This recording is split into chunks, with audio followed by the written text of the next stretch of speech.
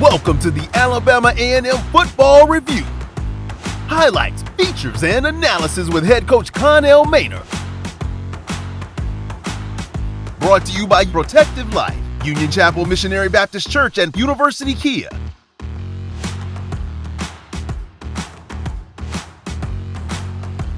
Good evening and welcome to the Alabama A&M Football Review with head coach Connell Maynor. I'm happy to be your host, Ted Dixie.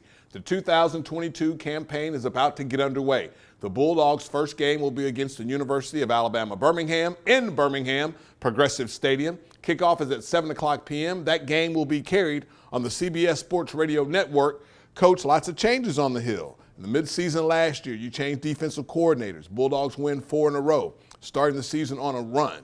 We have a new college president. Dr. Daniel K. Wims is now the 13th president of Alabama Agricultural and Mechanical University. We have a new director of athletics. Paul Tiger Bryant takes over the helm from Mr. Brian Hicks, who goes to the Southwestern Athletic Conference office. Coach, but the real question here is, how do you replace a quarterback like Aqeel Glass? Well, you can't replace him in 1 year. Aqeel was a 4-year guy. His first year, he didn't put up the numbers he put up last year. Right. And then the second year he didn't. But as he grew with the system, the confidence with the wide receivers, the O-line, he became the quarterback that he was last year. So the guy we run out of this year is not going to be Aqeel Glass, everybody. Don't expect him to be Aqeel Glass. I don't expect him to be Aqeel Glass. I expect them to be who they are. And they'll do a great job. But whoever starts is going to be their first year playing. They'll both be sophomores.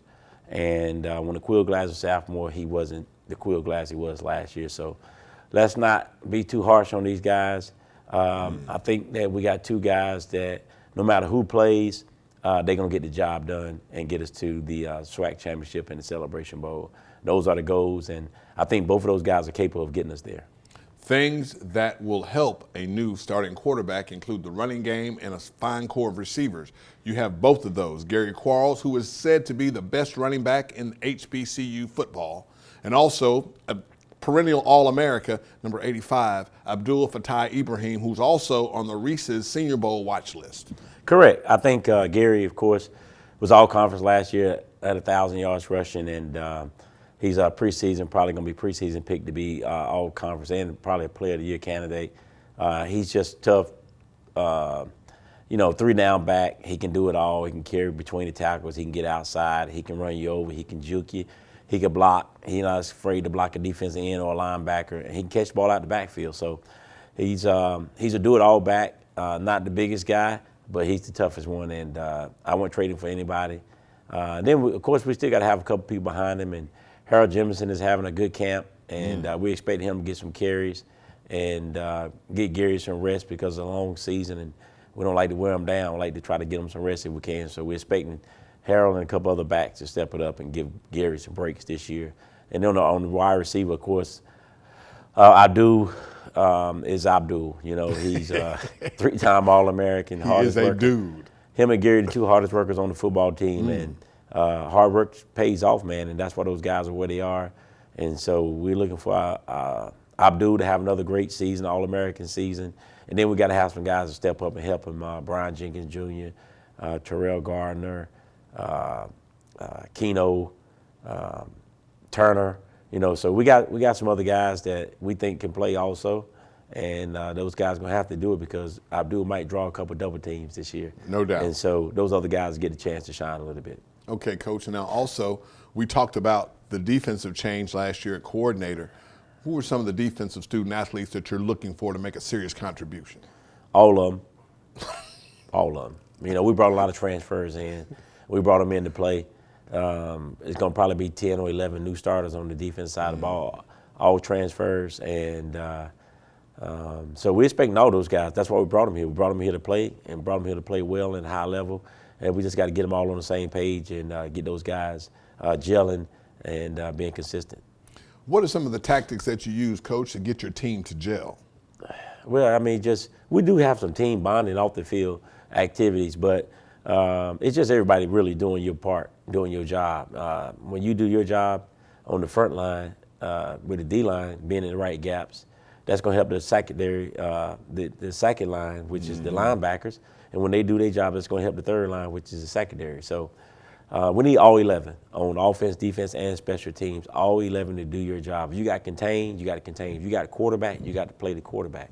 Because if not, he going to bootleg and be by himself. If you got A gap, you got to go in A gap. If you go in B gap, it's going to be nobody in the A gap. It's a big gap.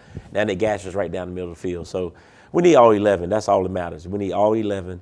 And once we get all 11 doing what they're supposed to do, that's when you get that cohesive and that bond and you get great defenses. You had a lot of changes in your coaching staff as well, Coach. Can you tell us anything that you can possibly do as a head coach to get your assistant coaches to be on the same page, thus to put your team on that same page? Oh yeah, well they can always be on the same page. It always starts with the coordinator. Well, it starts with my philosophy, and then the offense and defensive coordinators' philosophies. And those guys, we bring in guys with experience that's been coordinators before. We do it on purpose because now all those guys understand offense and defense. They can coach every position. They can give input, but at the end of the day, Coach Taylor, who's the offense coordinator, has the last say-so offense. And Coach Brewer, who is the defense coordinator, has the last say-so on defense. So I encourage all my coaches, my assistant coaches, to give those guys feedback, input. But at the end of the day, Coach Brewer makes the final decision. Then when he makes his decision, everybody's on the same page. We leave out of that meeting, and this is what we're going to do. And so we're not gonna ever have that problem. If you do, that coach won't be here. And then of course they're gonna relay that to the players and get the players on the same page. And that's before you have winning seasons and you win 4 classics in a row. Now tell me this, Coach, if you go to practice, you see a lot of work on special teams now. What do you expect out of your special teams unit? We definitely expect our special teams unit to be improved. We thought that was an area that needed to be improved also from last year's team, the last couple of years. And one of the main reasons is a lot of your special teams are done by your defensive players. And we just didn't have the defensive depth that we needed in the last couple of years, and we think we're there now. So we got those type bodies, those safety type, linebacker type bodies that can run down on special teams and make a difference. So we expect our special teams to be a lot better. And of course, we got Trey Linvey back, the punter, who's got a chance to be all-conference punter. We did lose Spencer, our kicker, but we have 2 other kickers that we think can get the job done in that area. So we think we're going to be solid in the special teams. Coach mentioned team building experiences. If you follow any of the Bulldog feeds on social media, you might have seen the impersonations that the talent show brought out, Coach. And I think if someone can find the link, we'll let people see who can imitate Coach the best. When we come back here on the show, we'll have a good look at the preseason schedule for the Bulldogs and then also the regular season schedule as they look on to take on the 2022 campaign of becoming the Eastern Division, Southwestern Athletic Conference, and Celebration Bowl champions right here on the Alabama A&M Football Review with head coach Connell Maynor. For Alabama A&M University, because of the strategic vision and goals from President Williams, my team and I plan on taking that vision and making certain that the athletics department is in line with his visions and goals for the institution. We want to make sure that all of our sports follow suit by excelling in the classroom as well as on the playing surfaces. Mediocrity will not be accepted. Hello, I'm Pastor Troy. The game of football is a lot like the game of life. You have to tackle your problems and block your fears. I just want you to know there is victory in Jesus. I want to invite you to worship with us at one of our anointed services at our Huntsville campus or our Madison campus. At the Fellowship of Faith, Jesus is exalted and the word is explained. We love Alabama A&M. Go Bulldogs.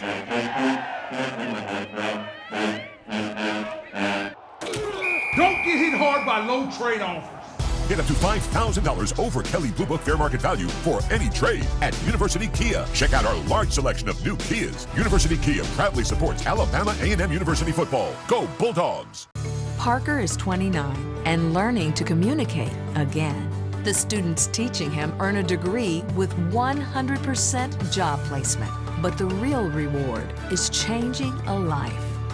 At Alabama A&M, it's a university where agencies actually go to recruit compassionate students who help themselves by helping others. Service is sovereignty at Alabama A&M University. Start here, go anywhere. Again, thank you for watching the Alabama A&M Football Review with head coach Connell Maynor. My name is Ted Dixie, and I'm happy to be sitting next to the man as I was at SWAC Media Day this summer, Coach. That event has gotten to be far greater than it used to be. Yeah, it has. It has. It's a lot bigger. I think, really, I think they ran out of food this year. We had so many people. Oh, yes, they did. So I told the commissioner I need $20. He's like, what for? I said, I can get something to eat, man. I can get nothing to eat. You got me doing all these interviews and you didn't even feed me. Right. But no, it was all good. He's doing an excellent job in building up the SWAC and our brand and our name. And we got a lot of great coaches and a lot of great teams also. They help us out a lot too. You still got to have great teams and great coaches, and I think we got some of the best coaches in all of college football and some of the best teams. So Commissioner's doing a great job. The elephant in the room, of course, would be the notoriety and the exposure that head coach Sanders has brought at Jackson State to the conference and to HBCU football. We're very thankful for that. Now, what does that do as a coach? Because I saw some of the coaches that had looks on their face like, wait till you play us this year. Yeah, well, everybody loves their team right now. It's the beginning of the season, and it's a true fact.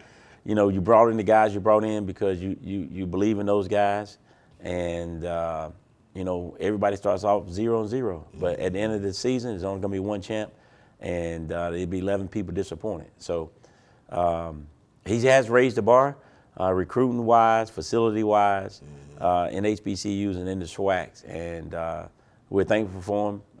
Everything happens for a reason, and it's all about the kids. It's all about the kids, and everything that's happening right now is benefiting those guys, giving them opportunities to be seen, with great opportunities to go to the next level, upgrading their facilities, uniforms, just everything that is enhancing the student-athlete ability to play college football and get an education. So we're thankful for Coach Sanders and everything he's doing for Jackson and HBCUs and the SWAC. And it's raised the bar for everybody. Look at all the coaches that he's bringing in now. Hugh Jackson now is at Grambling, and Eddie Robinson Jr. is here, and we still got to beat Coach Simmons, and Valley is on the rise. Dooley changed jobs. So it's no easy games, man. It's just a lot of great coaches, a lot of great teams, and you got to be ready to play every week. And of course, the Bulldogs will be getting ready to play at the University of Alabama, Birmingham on September 1st. Kickoff is at 7:00 p.m. Coach, in the preseason, you always tell your student athletes the first thing you need to get ready with is to understand we're doing all this football work so your class work won't be as much of a burden on you. Correct. We come in early as camp, and just us here most of the time, and then the band will trickle in, and I tell them football, football, football. That's all you need to be concentrating on right now. We don't have no distractions. There's nobody else here. It's football, football, football during camp, and then of course when school starts, it's football in school, and that's what we want the guys to focus on. We want them to be champions on and off the football field, and that champion off the football field is walking across that stage for your parents and your mom, and with that degree, because you're gonna need the rest of your life. You're gonna live another 80 years. That's right. And you need that degree. So that's what we try to focus on, winning a lot of games, having fun, but at the end of the day, making sure those guys understand they got to get that education. All right, now we're getting to the regular season. The game preparation week going down to UAB, who we have made a very close game in history.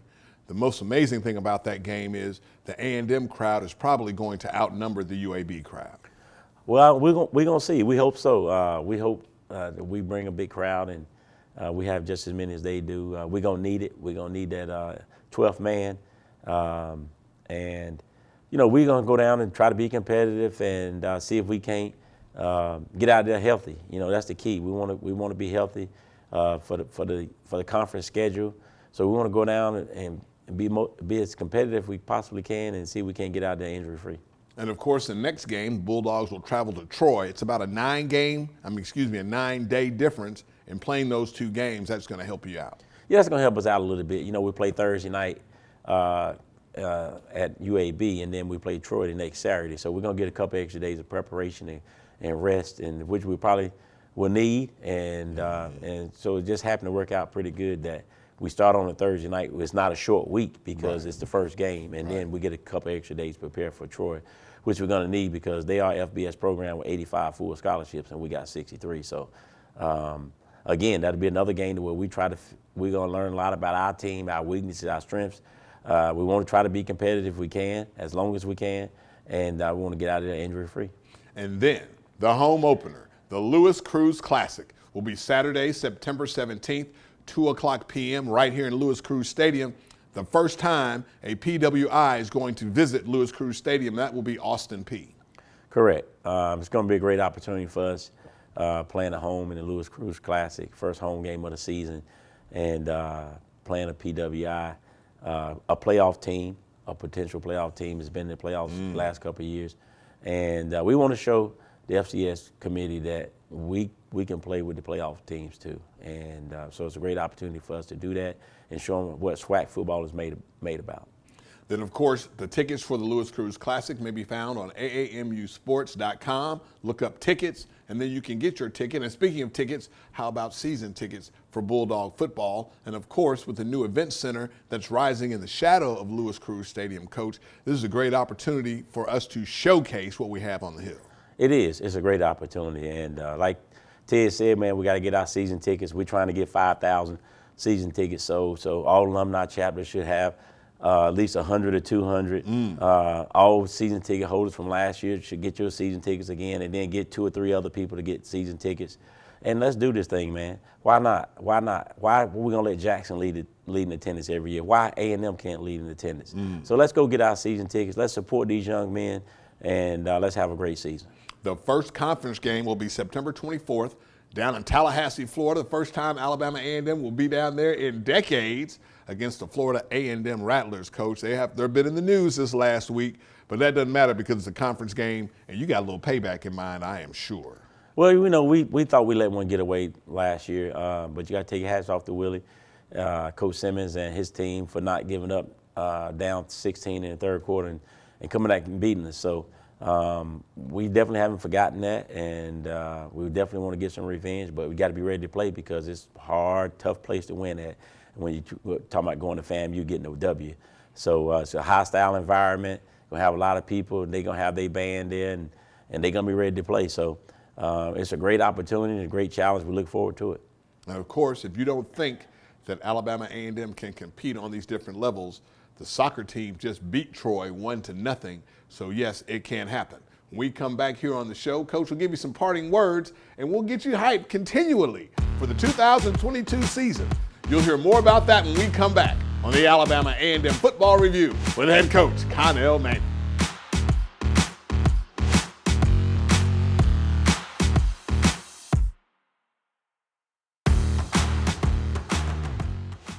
Companies hunger for our food scientists. Here, a new generation manages our cities of tomorrow. The discovery of hardier plants, healthier animals, is growing at our research station, Alabama A&M University, where new designs and ideas are put to the test. Be a researcher in our labs or a forestry fire dog in our fields. Alabama A&M University. Start here, go anywhere. Union Chapel Missionary Baptist Church, a church with a big heart of love. Located at 315 Winchester Road in Huntsville, Alabama. Under the leadership of Dr. O. Wendell Davis. The worship services begin at 7:45 a.m. and 10:45 a.m. every Sunday. Now, we pray that you are blessed by our worship experience.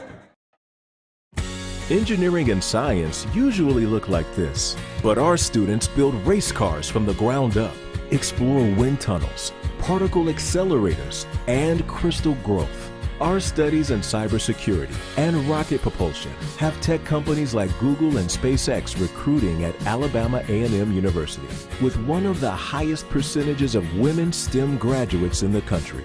Alabama A&M University. Start here, go anywhere. In golf, if you make a mistake, there is a mulligan. Well, in God, if you make a mistake, there is mercy. Aren't you glad God has mercy for your mistakes? Hello, I am PT, Pastor Troy. I want to invite you to come and worship with us at the Fellowship of Faith, where Jesus is exalted and the Word is explained. We love Alabama A&M. Go Bulldogs. Don't get hit hard by low trade offers. Get up to $5,000 over Kelly Blue Book fair market value for any trade at University Kia. Check out our large selection of new Kias. University Kia proudly supports Alabama A&M University football. Go Bulldogs!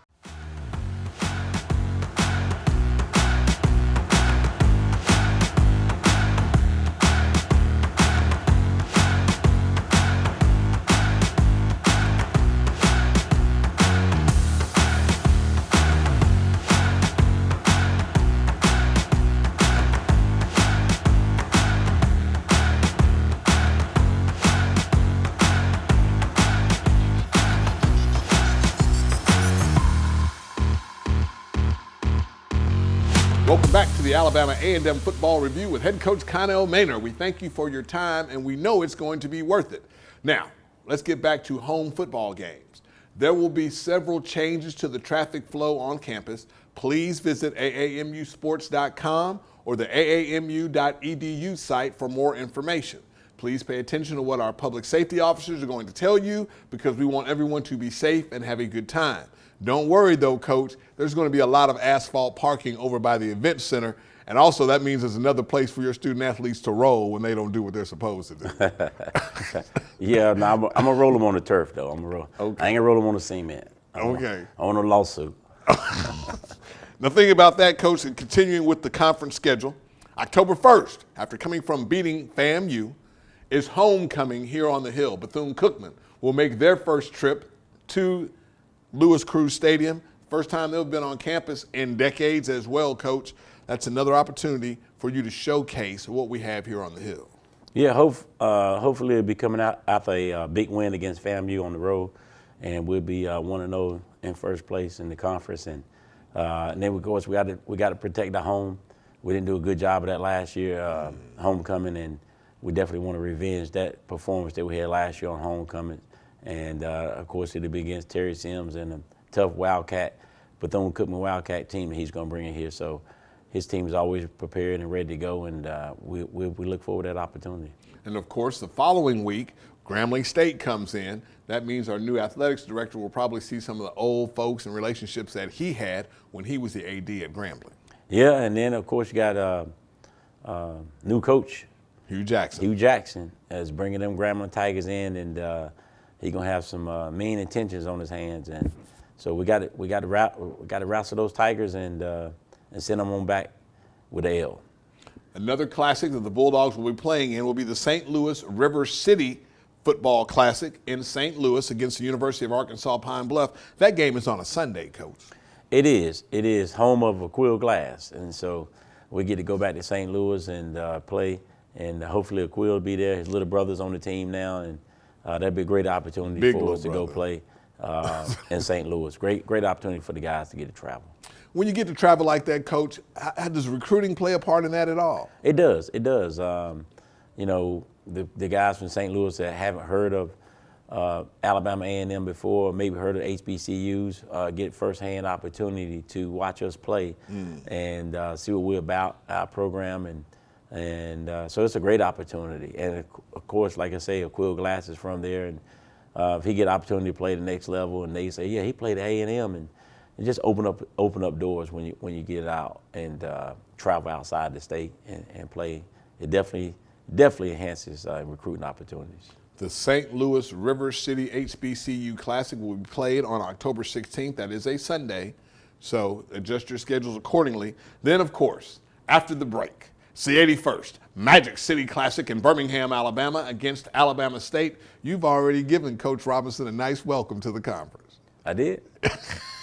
You told him you see him at the Classic. I did. He was doing an interview. I came up behind him. I said, I'll see you at the Classic. But no, me and Eddie's, we're good friends. He actually beat me in college. He was on that same team that Travis Pearson was on, Alabama State, to beat me when I was at North Carolina A&T in the first Heritage Bowl. So Still salty. yeah, still salty. So I owe him. I owe you, Eddie. I'm coming after you. I need to get that W. I need to get that L off my record. So he knows it's all friendly rivalry, but we're going to have a lot of fun. Then the Bulldogs will travel to Itta, Mississippi to take on Mississippi Valley State. The Delta Devils, you just mentioned them, Coach, as a team on the rise. Yeah, they definitely on the rise. Coach is doing a great job with those guys, man. Got them playing hard for 4 quarters, man. I mean, they had the lead in probably 7 games in the third quarter last year, and they just weren't able to finish the way Coach wanted to. So I'm pretty sure that's going to be the focus of them this year is to finish. We was fortunate to have a good game against them here, Really? and that's because we didn't take them lightly. We saw what they did against everybody else, and we made a focus point to play one of our best games, and we did. And so we're gonna have to do it again on the road this year. Then the big lights and bright lights will come on down in Mobile, Alabama for the 2022 Gulf Coast Challenge, Jackson State's home game, and they've invited us down to Mobile to start Mardi Gras. Yeah, it's gonna be a big one. I think it's already sold out, and everybody's gonna be looking forward to that game. It's a late game, and it's probably gonna have some playoff implications, some championship implications on the team that go to the championship. And we look forward to it. But we got to do our diligent work before we get there and take care of business, so that game will mean something. And then we will close out the season at home. Texas Southern will be visiting the Bulldogs. Tentatively, that game is on the Byron Allen HBCU schedule for the year. We'll see what happens, Coach, but I'm sure you win the previous week, they'll come to see what you got. Oh yeah, they got to show up. That game's gonna mean something. And Texas Southern's another team that's on the rise. They can score a lot of points, and they got dynamic offense and can score a lot of points. And I think we beat them last year like 51-52. Great game. And great football game. So they're gonna come down here trying to pull off upset, and we got to be ready to play. And of course, the Southwestern Athletic Conference Championship game will be December 3rd, and that will be played at the stadium of the highest seeded team. In the spring 2021 campaign, we ended up playing in Jackson, Mississippi at a neutral site. But Coach, if you get the opportunity to play at home, are you going to play at home or a neutral site? Oh, we're going to play right here. We're going to play right here at Lewis Crew Stadium. We're not going anywhere. So get your popcorn and get ready. And that'll do it for this week, Coach. Remember, visit AAMUsports.com for information about all of the Bulldog student athletes' trials and tribulations, but no victories. Then, of course, join us every Sunday night on WZDX Channel 54 around 9:30, 9:45 p.m. for the Alabama A&M Football Review with head coach Connell Maynor. Good night. Bulldog fans, thank you for joining us today for the Alabama A&M University Football Review. Bulldog faithful, we encourage your support and participation. Until next time, go Bulldogs!